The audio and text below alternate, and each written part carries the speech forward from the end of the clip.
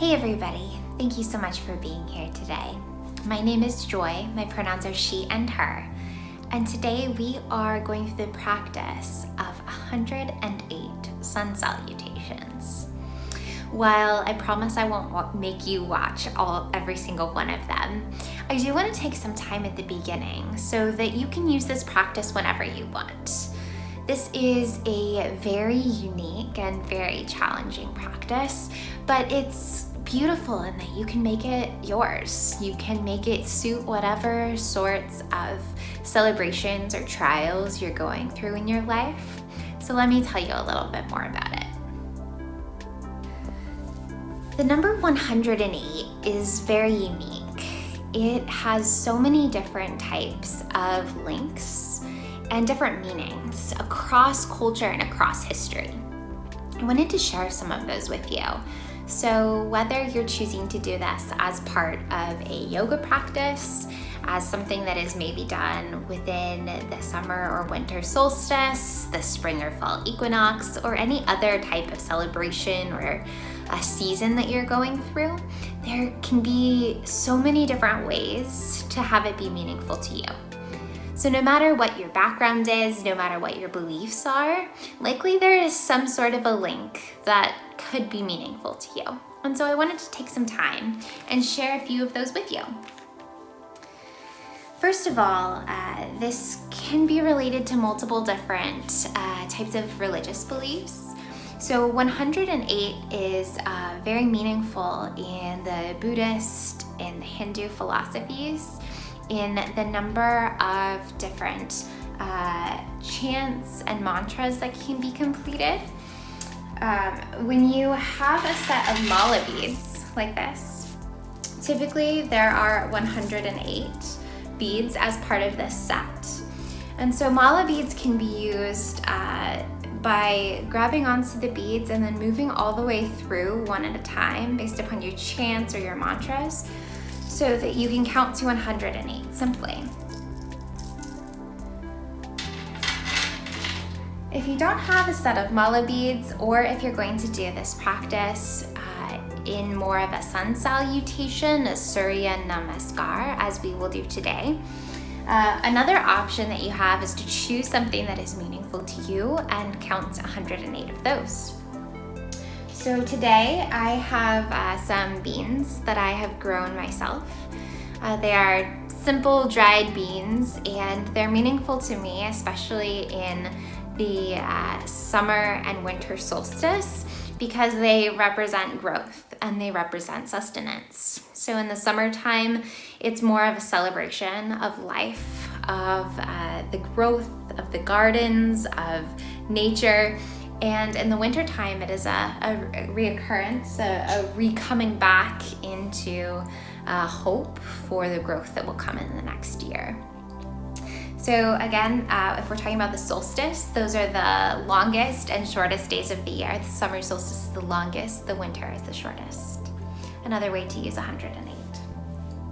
So from that Buddhist and Hindu philosophy, again, there are some other links. 108 Upanishads and 108 tantras of the ancient texts. There are also 108 marmas, or pressure points on the body, and it is said that there are 108 nadis, or energy lines, that all go through the heart, and then the Sushumna ends up connecting you to the greater energy throughout the spine. So if we're talking more about a Christian philosophy, historically rosaries used to be 108 beads, similar to a mala, where 10 would represent 10 decades of Hail Marys, and then at the end there would be 8 All Fathers, which would give you 108 beads. Another way we can look at this is through the planets. There are 9 planets, and there are 12 different signs, and each of those planets must go through the 12 signs. 9 times 12 is 108. 108 is also a Harshad number. Have you heard of that? I didn't know what it was. It turns out that in Sanskrit, Harshad literally means joy giver. It is defined as any number that when you sum up its digits, the number is divided by it. So 108, when you sum those up, it is 9, and 108 is indeed divisible by 9. Another way to look at it, the Sanskrit alphabet is 54 letters, and each of those letters has a male and a female.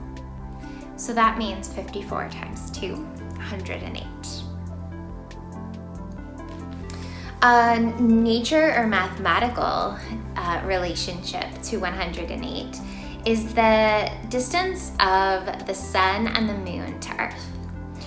So I find it really amazing that the distance between each of those is about 108 times its diameter to Earth. So again, while the moon is closer, it is smaller. And so if you take that diameter and multiply it by 108, that'll bring you to the Earth. And the same thing with the sun. While it's so much bigger, it's further away.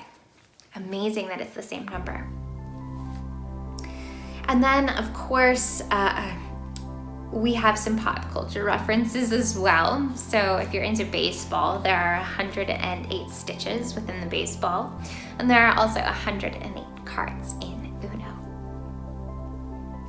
So no matter what your background, what you believe, or whether you're just doing this for fun, there's lots of different reasons and opportunities when you're doing 108 Sun Salutations. So one of the things we're going to go through today is lots of different ways that you can do the movement.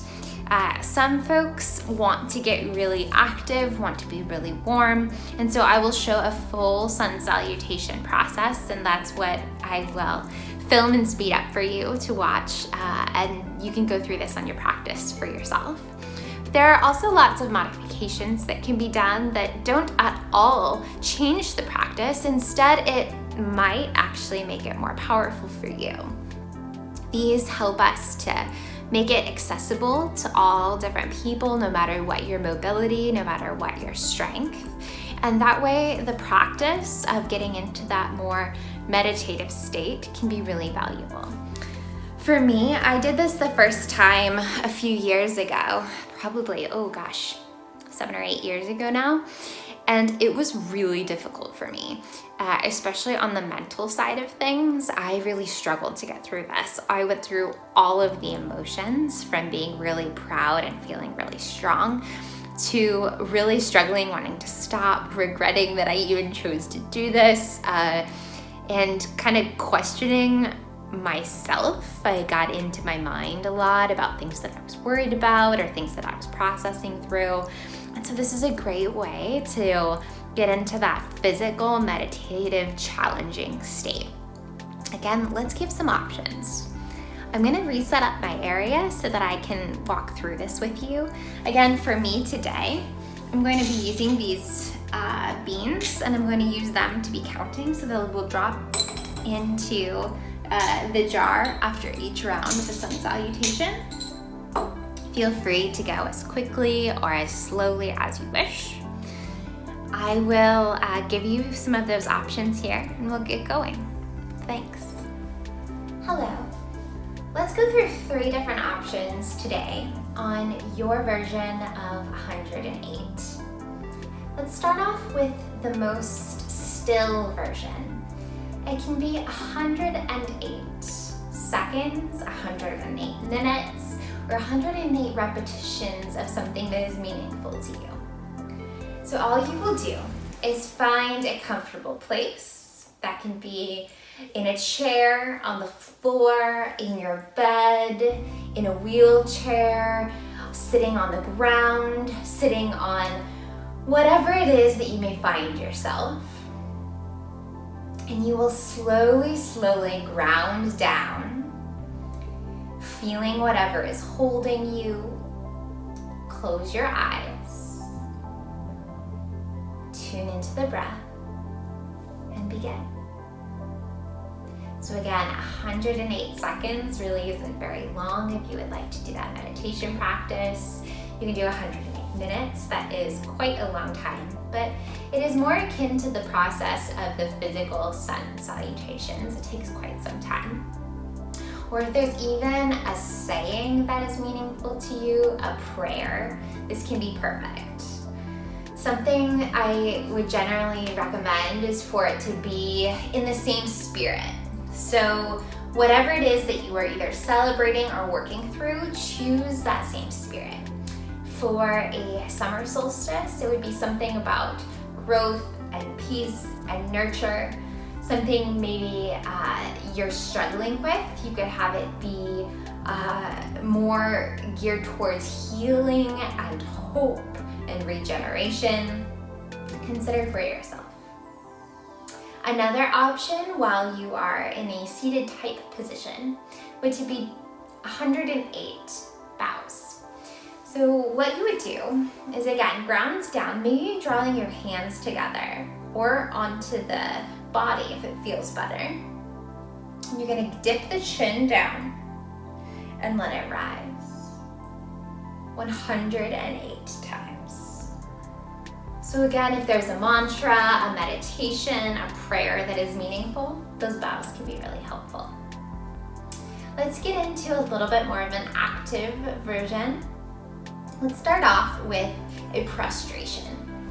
I'm gonna bring the camera angle down so you can see what that looks like. All right, so if you are doing 108 prostrations, you may begin standing or seated. Either way, you will make yourself into a connection with the earth by walking your hands out in front of you, coming down onto the belly, and extending the arms out long in front of you. An invitation is also to bring the forehead down to the mat. Then come back up through a seat or to standing. 108 of these can take some time as well, but it is very grounding, it is very self-healing, and it can help you tune into a little bit more of that humble connection to the earth. For some of our more active postures today, there are two main choices, one of which is to reach the arms overhead, fold down, bending the knees, hands through heart center, walk yourself forward, and take a prostration as well, just as we learned. Come back up through standing.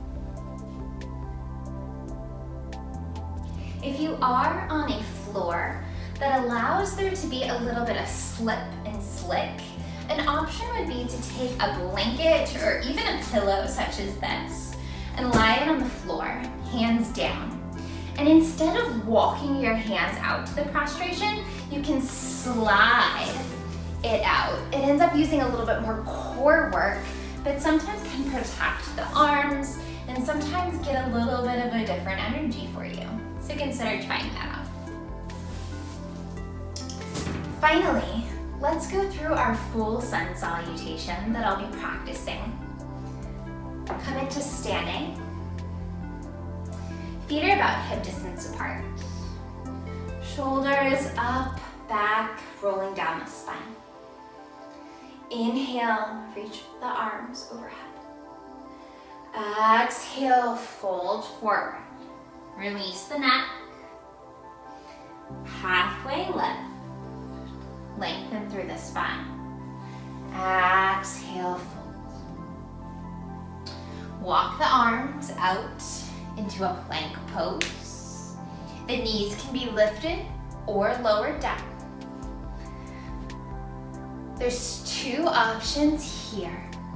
You can go all the way down and take a cobra. I'll show you that first. Elbows glide past the ribcage, chest leads down. Pressing through the tops of the toes, lift the chest, cobra pose, and lower. Then come through either child's pose or right through tabletop to down dog. Another option from plank is to go halfway down, chaturanga, flip to an upward facing dog, opening through the heart space, subtle lift at the chin. Then downward facing dog. All right, wherever you are, we'll be back in downward dog. Come up onto the toes, bend the knees, and take a big step, forward fold. So depending on if you want to walk your hands out or walk your feet out behind you, depends on what you do, whether you step forward or walk your hands back. Just made that. Let's begin the standing postures. Inhale, Surya Namaskar A. Beginning with mountain pose, Tadasana. Inhale. Exhale, forward fold. Halfway lift. You can plant the hands and either walk them out in front of you, or you can take some big steps back. 2 steps into your plank. Either way, we'll all be in plank pose. Knees can stay lifted or lowered. You've got 2 options here. Either you can come down all the way to the earth, or you can go through a chaturanga. Let me show you both. From your plank pose, if you lower all the way down to the earth, keep those fingers wide, palms lifted, belly button still pulled into the spine, deep breath in. I'm gonna drop the knees and lower all the way down. Inhale for a cobra pose. Feel the shoulders still. Waterfall down the spine. Inhale. Exhale, lower. From here, I like to widen the knees. Move through a child's pose. Tuck the toes. Meet in downward facing dog. So the other option is instead to take the chaturanga. So from your plank pose, belly button is still engaged, fingers wide, lifting through the palms. Inhale. Exhale, chaturanga, halfway down. Upward facing dog, lifting the chin, opening the heart. Downward facing dog. Lovely. We'll all then be in downward facing dog. From there, depending upon what you did, if you walked the hands out in front or you stepped back, you're gonna bring yourself to where you began. So if you walked your hands out, you're gonna walk them back towards the toes for a forward fold. And if you stepped the feet back, you're gonna step them both forward for your fold. Excellent. Then roll up to standing. Inhale, mountain. Exhale, hands to heart center. Lovely. I did want to share one other option with you.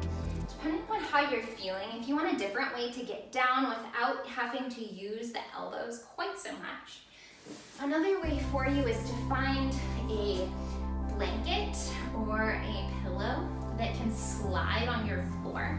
I've got carpet in this room, so it doesn't work so well, but if you can place this onto the floor and then slide on it, you end up using your core muscles a lot more, but you don't have to use the bend in the elbows to lower yourself down. So essentially you'll be sliding out and then pressing yourself back. Excellent. Just another way to get through the Sun Salutations.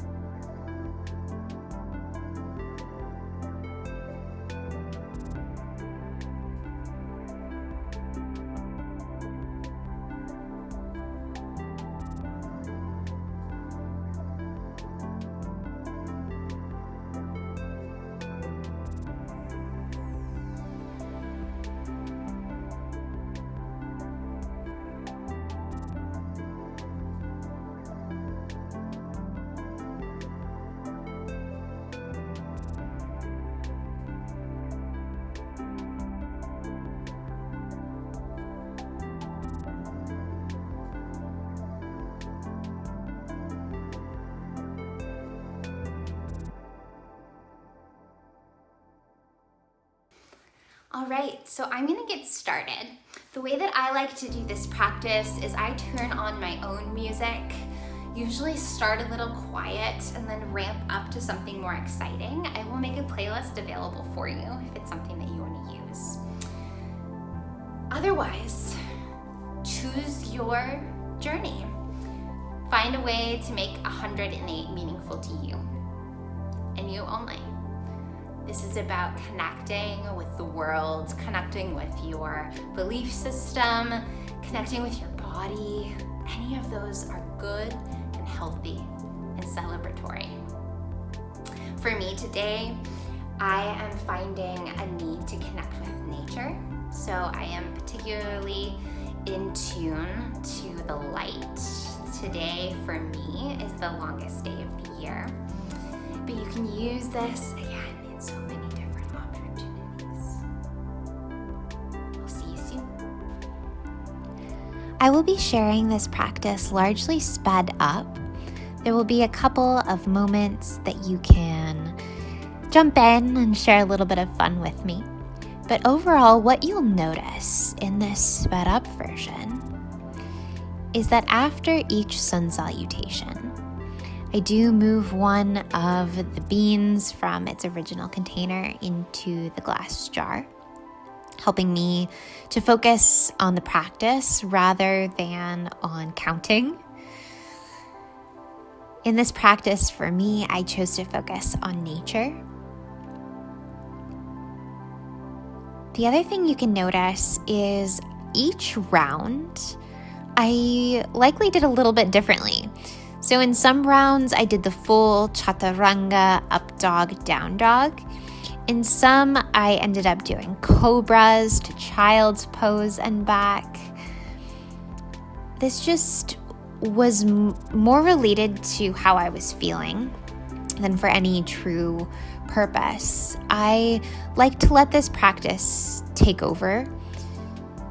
And I like to not dictate exactly what I do, even though I still am practicing the full physical version of a sun salutation. I show this to you and call it out specifically, regardless of your mobility, regardless of how you felt in your body. It's the practice of your 108 through meditation, through movement, that can make this most meaningful to you.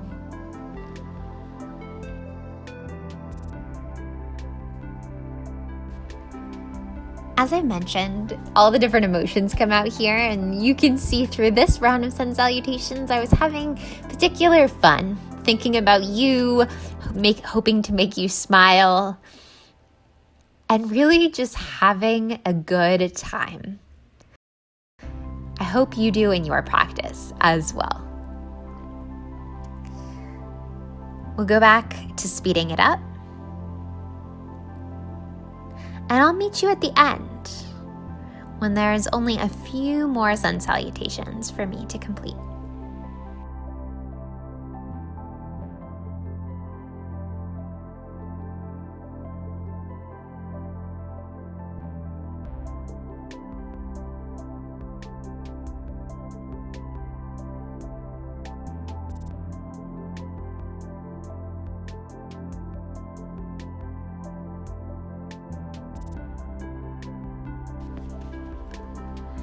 Almost at the end, 3 left. I figured I would show you these 3. It is when I am the most tired, trying to have a little bit of fun and re-energize after a very long practice. My arms were sore, but my spirit had lifted. I was really proud to have completed this round. 2 more left. No matter what you did in this practice, the end is always kind of exciting. To have gotten this far, still be moving, still be dedicated, still be resilient is quite an accomplishment. 1 more. If you are doing this practice and it's at this point that I really want you to know you've got this, you can get it done. Oh yeah. Big breath. Yep, you've got it. Upward dog or cobra. All meeting in down dog. Inhale, reach. Exhale to the heart. Yes, you have done it. Congratulations. I wanted to offer a cool down here, partially just for myself, but also depending upon if you were very active in this practice, it can be tiresome. So coming into a forward fold and then a down dog, maybe a three-legged dog, scorpion. You can make your way into some sort of a pigeon pose, be that seated or on your back.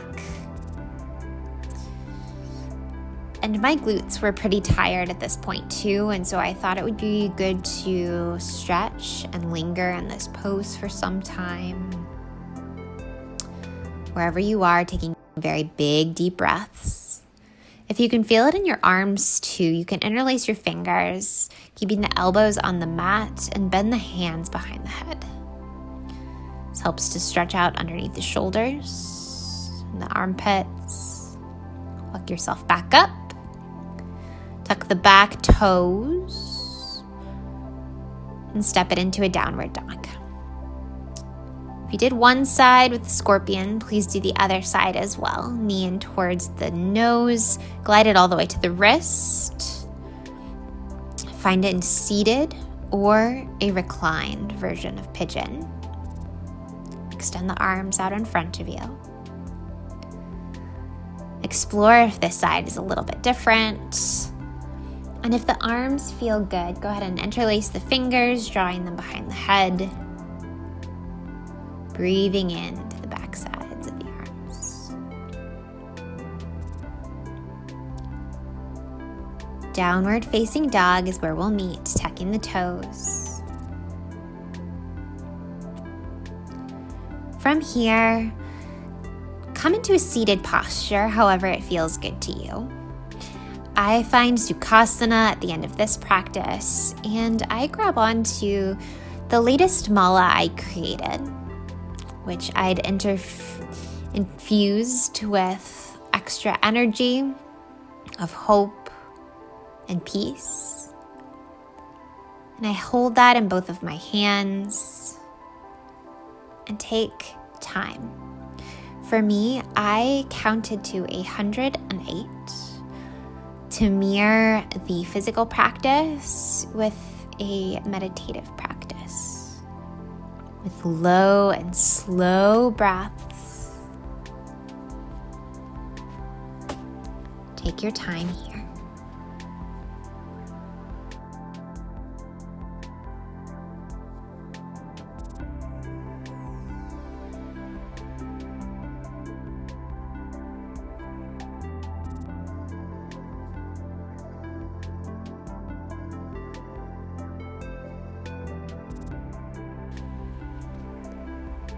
Let's close out our practice by drawing the hands to the heart and then to the head, bowing in honor of yourself, in honor of whatever you chose to honor today. Thank you for being here. It's always a pleasure. And I hope you enjoyed 108 Sun Salutations. Bye.